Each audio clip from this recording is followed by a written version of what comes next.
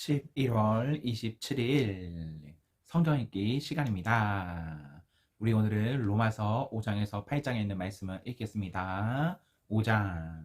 하나님께서 우리를 위해 늘 하고자 하셨던 일, 곧 그분 앞에 우리를 바로 세워주시고 그분께 합당한 사람으로 만들어주는 일에 우리는 믿음으로 뛰어들었습니다. 그러므로 지금 우리는 우리 주인이신 예수로 말미암아 하나님 앞에서 이를 누리고 있습니다. 그뿐 아닙니다. 하나님을 향한 우리 문을 활짝 열어 젖히는 순간 우리는 그분께서 이미 우리를 향해 문을 활짝 열어놓고 계셨음을 발견합니다. 우리가 늘 있고자 원했던 그곳에 마침내 우리가 서 있음을 알게 됩니다. 우리는 하나님의 은혜와 영광의 그 넓고 탁 트인 공간에서 고개 들고 서서 소리 높여 찬양하는 우리 자신을 발견하게 됩니다. 그뿐 아닙니다. 온갖 환란에 포위되어 있을 때에도 우리는 소리 높여 찬양하기를 멈추지 않습니다. 환란이 우리 안에 열정 어린 인내를 길러주고 그 인내가 쇠를 연마하듯 우리 인격을 단련시켜주며 우리로 하여금 하나님께서 장차 행하실 모든 일에 대해 늘 깨어 있게 해준다는 것을 우리가 알기 때문입니다.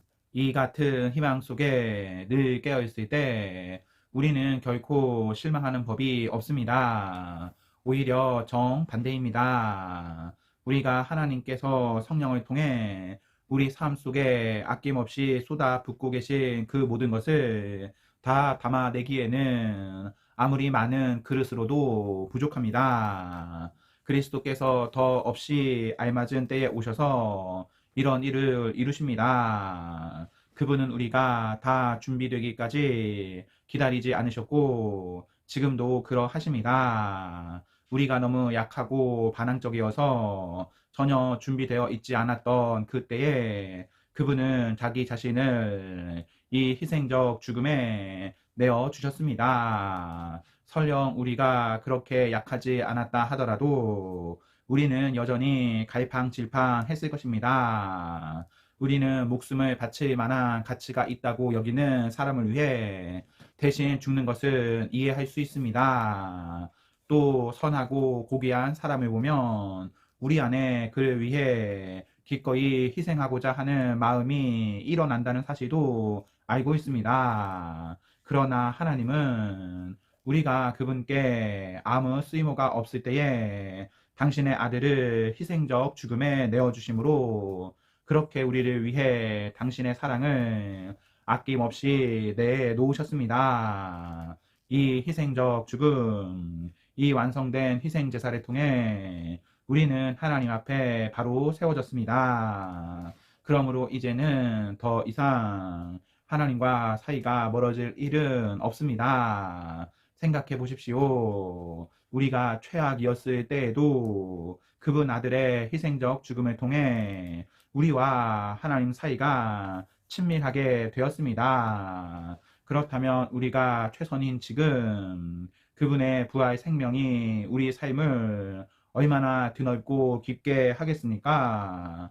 하나님과 친구가 되는 이 엄청난 선물을 실제로 받아 누리고 있는 우리는 이제 더 이상 단조로운 산문적 표현에 만족할 수 없습니다. 우리는 노래하고 외칩니다. 메시아 예수를 통해 하나님께 우리의 찬양을 드립니다.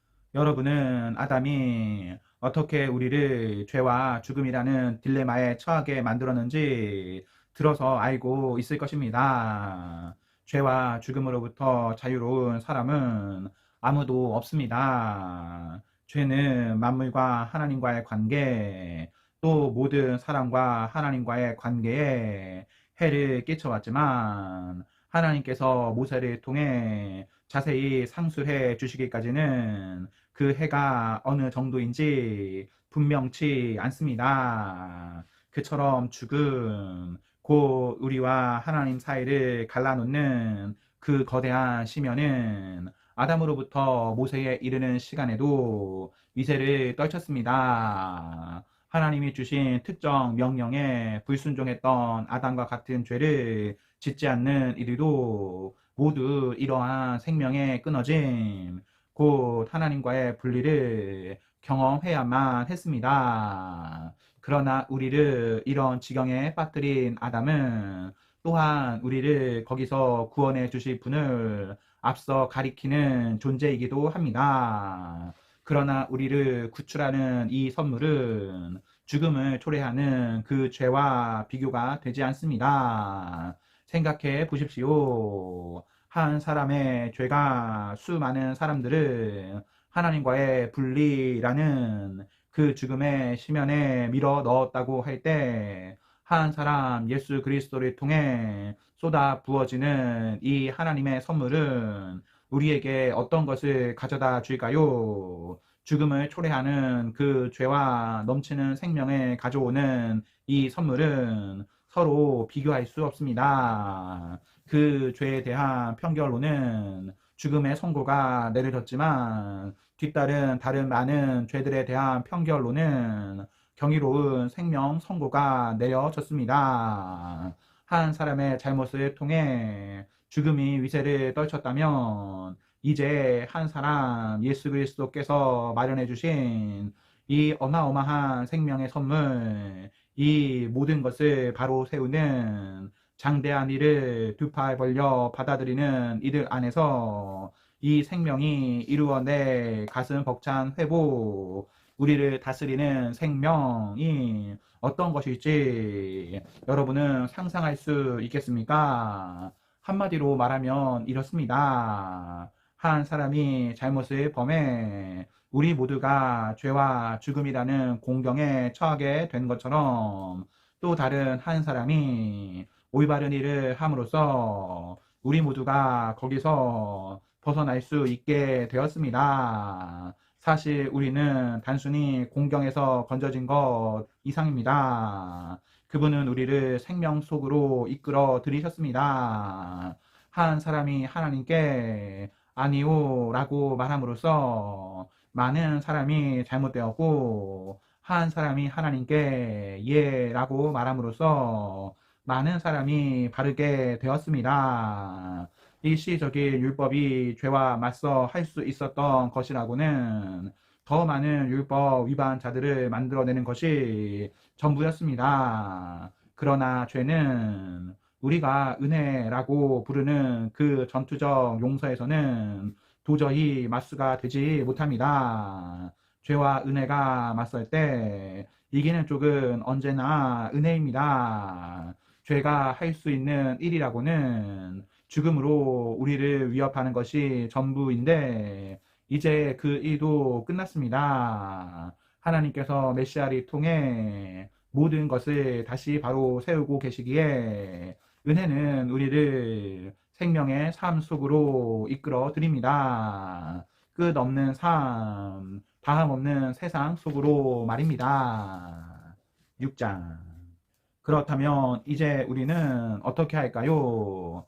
혹시 하나님이 계속해서 용서를 베풀어 주시도록 계속해서 죄를 지을까요? 그렇지 않기를 바랍니다. 죄가 다스리는 나라를 떠난 사람이 어떻게 거기 있는 옛 집에서 계속 살 수 있단 말입니까? 우리는 짐을 꾸려 영원히 그곳을 떠났다는 사실을 모르십니까?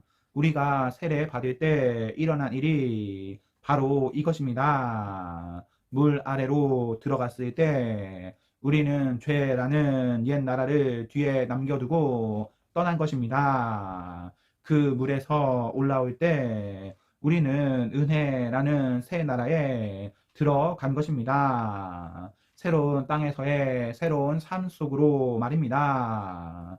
우리가 받은 세례의 의미가 바로 이것입니다. 세례는 예수의 삶 속으로 들어가는 것입니다. 물에 들어갔을 때 우리는 예수처럼 죽어 매장된 것입니다. 물 위로 일으켜졌을 때 우리는 예수처럼 부활한 것입니다.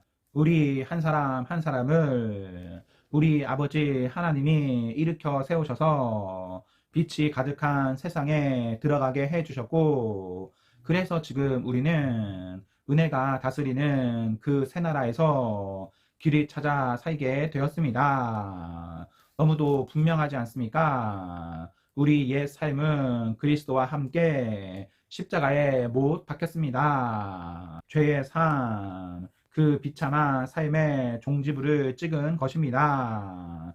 이제 우리는 더 이상 죄에 이리저리 휘둘리지 않습니다. 우리는 믿습니다. 그리스도의 죽음은 죄를 정복하는 죽음입니다. 그 죽음에 우리가 들어갔다면 또한 우리는 그분의 부활, 그 생명을 구원하는 그 부활 속으로도 들어갑니다. 우리가 알듯이 예수께서 죽은 자들 가운데서 일으켜지신 것은 마지막으로서의 죽음의 끝을 알리는 것이었습니다.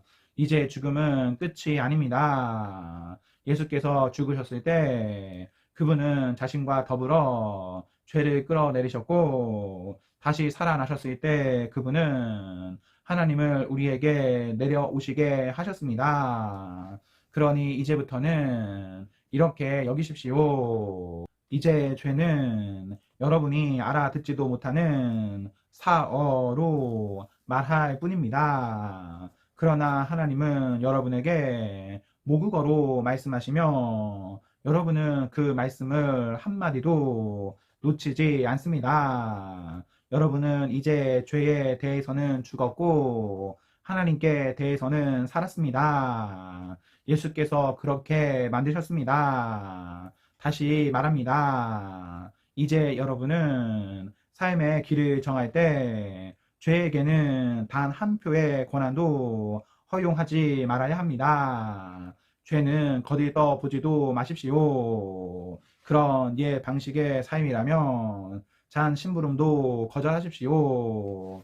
대신 여러분은 온 마음을 다하고 온 시간을 들여 하나님의 길에 헌신하십시오.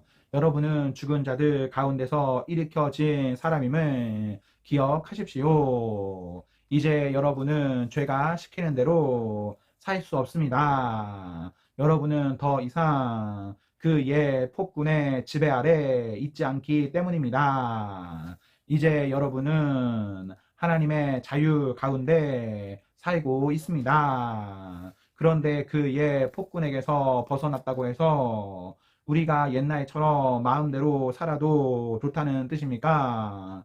하나님의 자유 가운데 자유롭게 되었다고 해서 이제 무엇이든 내키는 대로 해도 좋다는 것입니까? 그렇지 않습니다. 여러분은 경험을 통해 알 것입니다. 자유로운 행위라지만 실은 자유를 파괴하는 행위들이 있다는 것을 말입니다. 가령 여러분 자신을 죄에 바쳐 보십시오. 그러면 그것으로 여러분의 자유의 행위는 끝이 납니다. 그러나 여러분 자신을 하나님의 길에 바쳐 보십시오. 그러면 그 자유는 결코 그치는 법이 없습니다.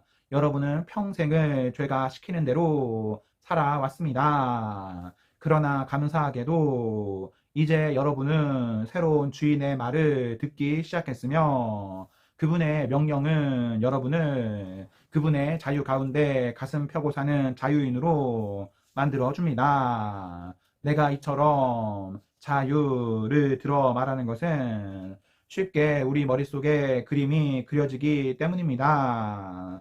어렵지 않게 떠올릴 수 있지 않습니까? 과거에 자기 마음대로 다른 사람이나 하나님은 안중에 두지 않고서 살았을 때 어떻게 여러분의 삶이 더 나빠지고 오히려 자유에서 멀어져 갔던지를 말입니다.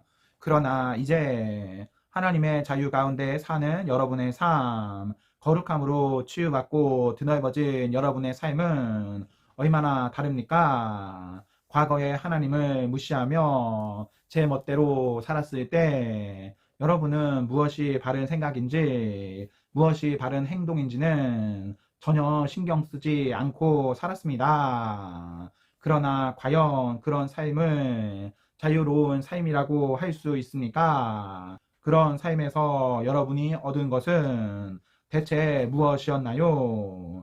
이제 와서 볼 때 자랑스럽게 여길 만한 것은 하나도 없지 않습니까? 그런 삶이 여러분을 마침내 데려간 곳은 어디였나요? 막다른 길 뿐이었습니다. 그러나 더 이상 죄가 시키는 대로 살 필요가 없다는 사실을 알게 된 지금, 하나님의 말씀을 듣고 따르는 즐거움을 알게 된 지금, 여러분, 놀랍지 않습니까? 여러분은 지금 온전한 삶, 치유된 삶, 통합된 삶을 누리고 있습니다. 또한 이 삶은 갈수록 더 풍성해집니다. 죄를 위해 평생 애써 일해 보십시오. 결국 여러분이 받게 될 연금은 죽음이 전부입니다. 그러나 하나님의 선물은 우리 주 예수께서 전해주시는 참된 삶, 영원한 삶입니다. 7장.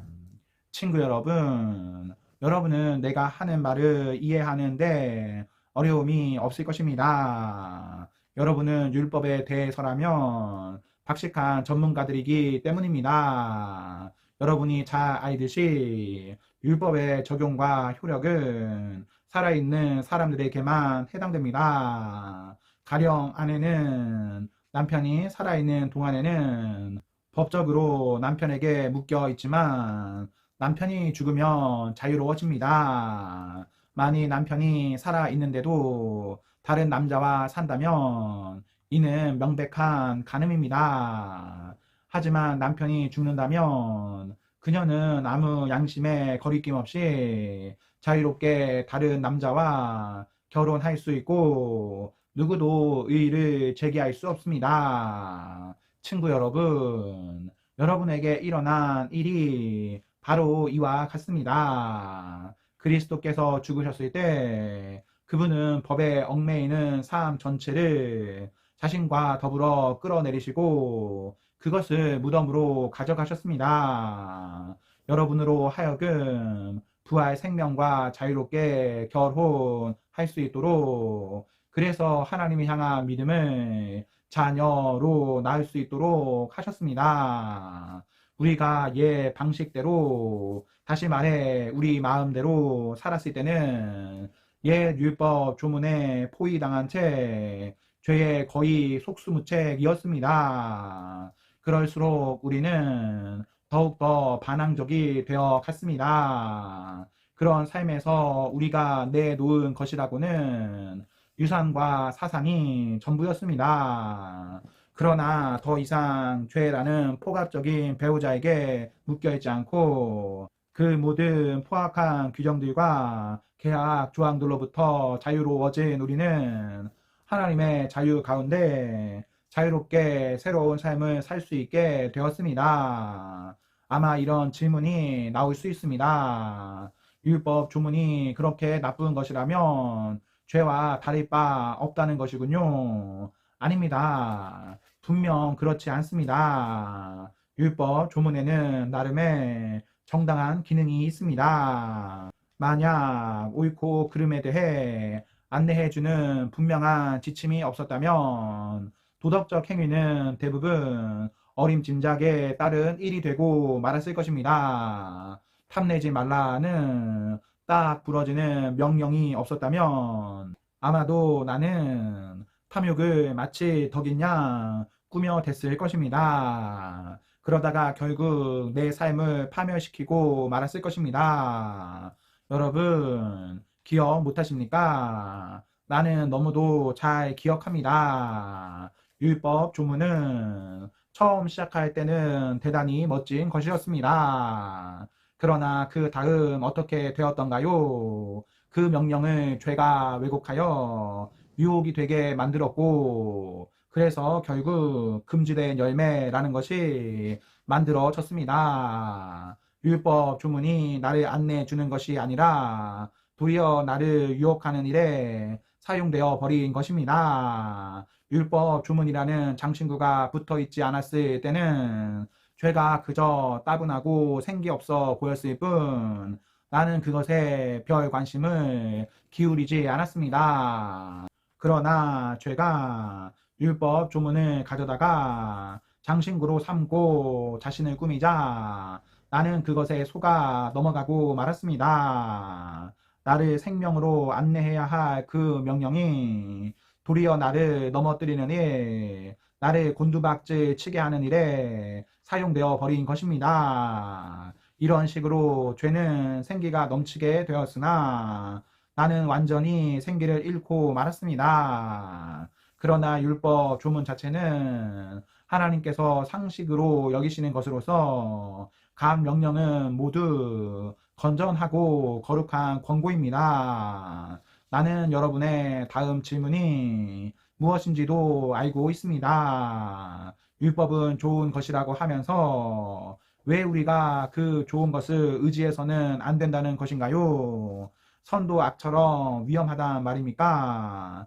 이번에도 대답은 그렇지 않다입니다. 죄가 다만 자기가 잘하기로 이름난 일을 했을 뿐입니다. 다시 말해 죄가 선한 것 속에 숨어 들어가 나를 유혹하고 나로 하여금 나 자신을 파멸시키는 일을 하게 만든 것입니다. 죄는 하나님의 선한 계명 속에 숨어서 자기 혼자 할 수 있는 것보다 훨씬 더 큰 해악을 끼칠 수 있었습니다. 이런 반응도 나올 수 있을 것입니다. 하나님의 명령은 다 영적입니다. 하지만 나는 나 자신이 영적이지 못하다는 것을 압니다. 당신도 같은 경험을 하지 않나요? 예, 그렇습니다. 나는 나 자신으로 가득합니다. 정말 나는 오랜 시간을 죄의 감옥에 갇혀 지냈습니다. 내가 내 자신에 대해 이해하지 못하는 것이 있습니다. 나는 늘 결심은 이렇게 하지만 행동은 다르게 합니다. 나 자신이 끔찍게도 경멸하는 행동들을 결국 저지르고 맙니다. 이처럼 나는 무엇이 최선인지를 알아서 실천에 옮길 수 있는 사람이 못 됩니다. 내게는 분명 하나님의 명령이 필요합니다. 사실 내게는 명령 이상의 무언가가 필요합니다. 율법을 알면서도 지키지 못하고 내 속에 있는 죄의 세력이 계속해서 나의 최선의 의도를 좌초시키고 있다면 분명 내게는 다른 도움이 필요한 것입니다. 지금 내게는 있어야 할 것이 없습니다. 나는 뜻을 품을 수는 있으나 그 뜻을 행동으로 옮길 수는 없습니다. 나는 선을 행하기로 결심하지만 실제로는 선을 행하지 않습니다. 나는 악을 행하지 않기로 결심하지만 결국에는 악을 저지르고 맙니다. 나는 결심하지만 결심만 하지 행동으로 이어지지 않습니다. 내 내면 깊은 곳에서 무엇인가 잘못된 것입니다. 그래서 나는 매번 패배하고 맙니다. 이는 너무도 반복적으로 일어나는 일이어서 충분히 예측할 수 있습니다. 내가 선을 행하기로 결심하는 순간 벌써 죄가 나를 넘어뜨리려고 와 있습니다. 내가 정말 하나님의 명령을 즐거워하지만 내 안에 모든 것이 그 즐거움에 동참하는 것은 아니라는 사실 또한 분명합니다. 내 안에 다른 부분들이 은밀히 반란을 일으켜서 가장 예상치 못했던 순간에 나를 장악해 버립니다. 내가 할 수 있는 일을 무엇이든 해 보았지만 결국 아무 소용이 없습니다. 나는 벼랑 끝에 서 있습니다. 이런 나를 위해 무엇인가 해줄 수 있는 이 누구 없습니까? 정말 던져야 할 질문은 바로 이런 것이 아닙니까? 감사하게도 답이 있습니다. 바로 예수 그리스도께서 그 같은 일을 하실 수 있고 또 하신다는 것입니다. 마음과 생각으로는 하나님을 섬기고 싶어 하지만 죄의 세력에 끌려 전혀 엉뚱한 일을 행하는 우리의 모순 가득한 삶 속에 들어오셔서 그분은 모든 것을 바로 세우는 일을 행하셨습니다. 8장 메시아이신 예수께서 오심으로 마침내 이 치명적 딜레마가 해결되었습니다. 우리를 위해 오신 그리스도의 임재 속에 들어가 사는 사람들은 늘 먹구름이 두려운 것 같은 암울한 삶을 더 이상 살지 않아도 됩니다. 이제 새로운 힘이 움직이고 있습니다. 그리스도 안에 있는 생명의 성령이 세찬 바람처럼 불어와서 하늘의 구름을 모조리 걷어 주었습니다. 죄와 죽음이라는 잔혹한 폭군 밑에서 평생을 허덕거려야 했을 여러분을 해방시켜 주었습니다. 하나님께서 자신의 아들을 보내셔서 문제의 급소를 찌르셨습니다. 그 분은 우리의 문제를 자신과 동떨어진 문제로 취급하지 않으셨습니다. 그 분은 아들이신 예수 안에서 친히 인간의 처지를 떠맡으시고 진창 속에서 씨름하고 있는 인류 안으로 들어오셔서 문제를 영단번에 바로잡아 주신 것입니다. 그동안 율법 조문은 이런 일을 해낼 수 없었는데 균열된 인간 본성으로 인해 그것 역시 허약해졌기 때문입니다. 율법은 언제나 근본적 치유가 아니라 죄에 대한 미봉책이었을 뿐입니다. 그러나 마침내 그동안 응할 수 없었던 율법 조문의 요구에 우리가 응할 수 있게 되었습니다.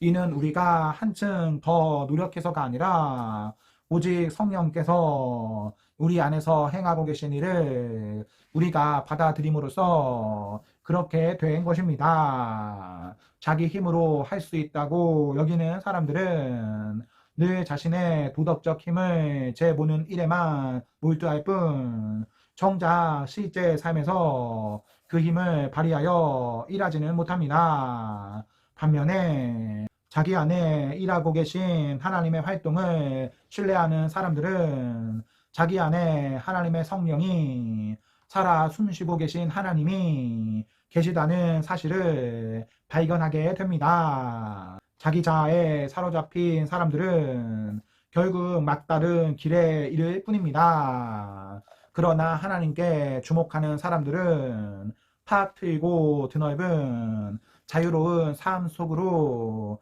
이끌려 갑니다. 자기 자아에 집중하는 것과 하나님께 집중하는 것은 극과 극입니다. 자기 자아에 몰두하는 사람들은 하나님을 무시하고 결국 하나님보다 자기 자아에 더 많이 몰입하게 됩니다. 그런 사람들은 하나님과 하나님이 행하시는 일을 무시합니다. 그러나 하나님은 결코 무시당하는 것을 기뻐하시는 분이 아닙니다. 하나님께서 친히 여러분의 삶 가운데 사시기로 하셨다면 이제 여러분은 하나님보다 여러분 자신에 대해 더 많이 생각할 수 없습니다. 보이지 않지만 분명히 현존하는 하나님이신 그리스도의 영을 아직 모셔드리지 않은 사람들은 지금 우리가 하는 말을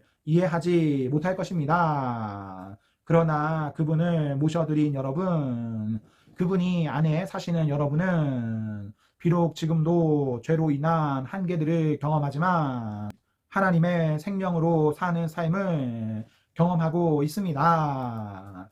예수를 죽은 자들 가운데서 일으키신 살아계신 하나님께서 여러분의 삶 속에 들어오신 것입니다. 그렇다면 그분이 예수 안에서 행하셨던 것과 같은 일을 여러분 안에서도 행하셔서 여러분을 그분을 향해 살아나게 만드시리라는 것은 너무도 분명하지 않습니까? 하나님께서 여러분 안에 살아 숨쉬고 계시다면 이것도 예수 안에서처럼 여러분 안에서도 분명한 사실입니다. 여러분은 실로 죽은 삶으로부터 건진받은 것입니다. 여러분 안에 사시는 그분의 성령으로 말미암아 여러분의 몸도 그리스도의 몸처럼 살아나게 될 것입니다. 우리는 자기 힘을 믿고 사는 옛 삶에게는 한 푼도 덕을 본 것이 없습니다. 그런 삶은 우리에게 유익한 것이 전혀 없습니다. 우리가 해야 할 최선은 그 삶을 땅에 묻고 새로운 삶을 시작하는 것입니다. 하나님의 영이 우리를 손짓해 부르고 계십니다. 해야 할 일들, 가야 할 곳들이 얼마나 많은지요. 하나님께 받은 이 부활 생명의 삶은 결코 소심하거나 무거운 삶이 아닙니다. 이는 기대 넘치는 모험의 삶, 어린아이처럼 늘 하나님께 다음은 또 뭐죠? 아빠? 라고 묻는 삶입니다. 하나님의 영이 우리의 영을 만지셔서 우리가 정말 누구인지를 확증해 주십니다. 우리는 하나님이 어떤 분이시고 우리가 누구인지를 곧 그분은 우리의 아버지이시며 우리는 그분의 자녀라는 것을 알게 됩니다. 뿐만 아니라 장차 우리에게 주어질 믿을 수 없을 만큼 엄청난 상속에 대해서도 알게 됩니다. 우리는 그리스도께서 경험하시는 것을 그대로 경험합니다. 그러므로 여러분, 지금 우리가 그분과 더불어 힘든 때를 보내고 있다면 분명 우리는 그분과 더불어 좋은 때도 맞게 될 것입니다. 그런 이유로 나는 현재 우리가 겪고 있는 힘든 때와 장차 우리에게 다가올 좋은 때는 서로 비교조차 할 수 없다고 생각합니다. 이 창조세계 전체는 장차 자신에게 다가올 그 무엇을 손꼽아 기다리고 있습니다. 창조세계 안에 모든 것이 얼마 동안 제어를 당하고 있습니다. 창조세계와 또 모든 창조물들이 다 자신들 앞에 놓인 그 영광스러운 때 안으로 동시에 해방되어 들어갈 준비가 될 때까지 하나님께서 고삐로 그들을 제어하고 계십니다. 그러는 동안 현재는 기쁨 가득한 기대가 점점 깊어 갑니다. 우리 주변 어디를 둘러봐도 이 창조 세계는 마치 해산을 앞둔 임산부와 같습니다. 세상 전체가 겪고 있는 이 고통은 한마디로 해산의 고통입니다. 우리 주변 세상만 그런 것이 아닙니다. 우리 내면도 마찬가지입니다. 하나님의 영이 우리 내면을 일깨우셔서 우리 역시 상고를 느끼고 있습니다. 지금 우리는 이 부모의 몸, 불임의 몸이 완전히 구원받기를 열망하고 있습니다. 기다림이 우리를 작아지게 하지 않는 이유가 바로 여기 있습니다. 임신부의 기다림은 임신부를 작아지게 하지 않기 때문입니다. 우리는 그러한 기다림 중에서 오히려 커져갑니다. 물론 우리는 우리를 커지게 하는 그것을 아직 눈으로 보일 수는 없습니다. 그러나 기다림이 길어질수록 우리는 더욱 커져가며 우리의 기대 또한 더욱 기쁨으로 충만해집니다.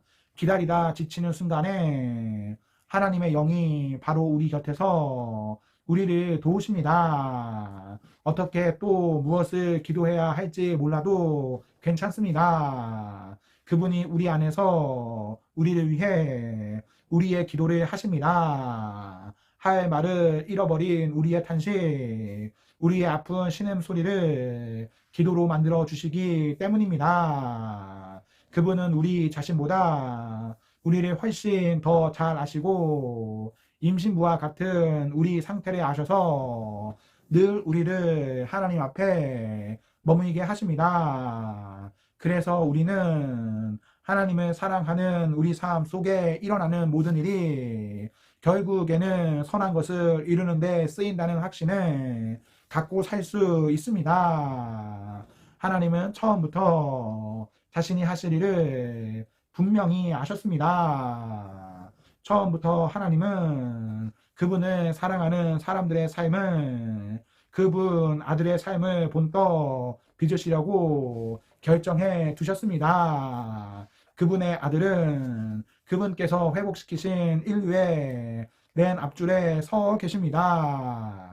그분을 바라볼 때 우리는 우리 삶이 본래 어떤 모습이었어야 하는지 깨닫게 됩니다. 하나님은 이처럼 그분의 자녀들이 어떤 모습이어야 하는지를 결정하신 뒤에 그들의 이름을 불러주셨습니다. 이름을 부르신 뒤에는 그들을 그분 앞에 굳게 세워주셨습니다. 또한 그들을 그렇게 굳게 세워주신 뒤에는 그들과 끝까지 함께 하시며 그분이 시작하신 일을 영광스럽게 완성시켜 주셨습니다. 여러분 어떻습니까? 이처럼 하나님이 우리 편이 되어 주셨는데 어떻게 우리가 패배할 수 있겠습니까? 아들을 보내셔서 우리 인간의 처지를 껴안으셔서 최악의 일을 감수하기까지 하신 하나님, 그 하나님께서 우리를 위해 자신의 전부를 주저없이 내놓으셨다면 그분이 우리를 위해 기꺼이 아낌없이 하시지 않을 일이 무엇이 있겠습니까?